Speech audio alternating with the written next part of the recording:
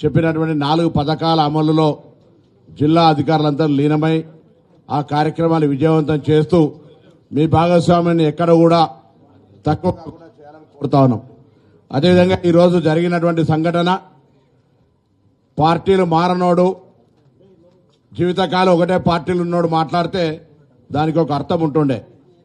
పార్టీలు మారినోళ్లే వైఎస్ఆర్ సిపిలో తెలంగాణ ఉద్యమంలో రాళ్లు కొట్టి కాంగ్రెస్లో వచ్చి కాంగ్రెస్లో అవకాశం ఇస్తే తీసుకొని మళ్ళీ టీఆర్ఎస్ తోటి అండర్ కరెంట్ పెట్టుకొని ఆ పార్టీలో జాయిన్ అయ్యి వాళ్ళు మాట్లాడితే దీనికి అర్థం లేదు. నేను ఈ ఇన్సిడెంట్ మీద Telangana Rashtra Samithi TRS state leadership including KCR, KTR, Harish Rao ఎవరైనా రెస్పాండ్ కావాలి. ఇటువంటి సంఘటనలను సమర్థిస్తున్నారా? ఇటువంటి సంఘటనలు మీ పార్టీని మీరు ఎంకరేజ్ చేయదలుచుకున్నారా? అసలు పార్టీ ఏం మాట్లాడుతుంది? మీరు వీళ్ళందరికీ ఆదర్శంగా మీరు అటువంటి బూతు మాటలు నేర్పే స్కూల్ ఏమైనా పెట్టుకున్నారా? ఇది మంచి పద్ధతి కాదు. ప్రజాస్వామ్యంలో ఇటువంటిని తీవ్రంగా ఖండిస్తూ ఎప్పుడు గతంలో అనేక సందర్భాల వ్యక్తులను టార్గెట్ చేసి నేను చూస్తూ ఉంటుంది.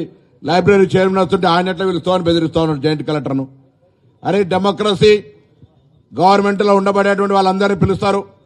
మిమ్మల్ని కూడా పిలిచి ప్రభుత్వంలో ఏదైనా కార్యక్రమం విజయవంతం కావాలనడానికి సహకరించండి.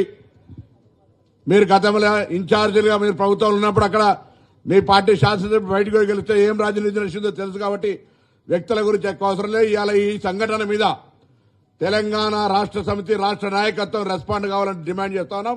ఇది మీ పార్టీ సంస్కృతి చెప్పమని కూడా సందర్భంగా కోరుతూ పెద్దలు పోయేది అవసరం ఉంది. తప్పకుండా ఈ కార్యక్రమాన్ని స్థానికంగా మళ్ళీ మనం అందరం సమీక్షించుకుందాం. జిల్లా కలెక్టర్ల వారీగా దయచేసి కార్యకర్తం ఈ యొక్క 4 పథకాలకు తెలంగాణ రాష్ట్రంలో కరీంనగర్ ఉమ్మడి జిల్లా నెంబర్ 1 విధంగా అందరూ శ్రమించాలని మీ అందరూ కూడా హృదయపూర్వకంగా కోరుకుంటూ నమస్కారం.